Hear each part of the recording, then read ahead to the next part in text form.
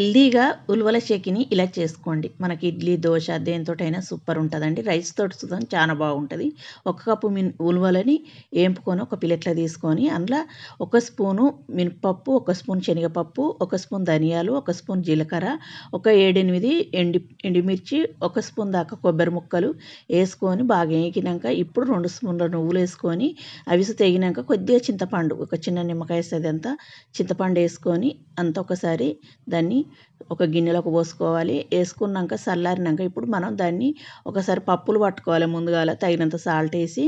ఇప్పుడు కొంచెం కోర్స్‌గా పట్టుకున్నాక ఇప్పుడు కొన్ని మనం వాటర్ ఏయాలి. చూడండి వాటర్ ఏసి మెత్తగా పట్టుకోవాలి. వేడి వాటర్ ఏసుకోండి కొంచెం గోరువెచ్చటియి.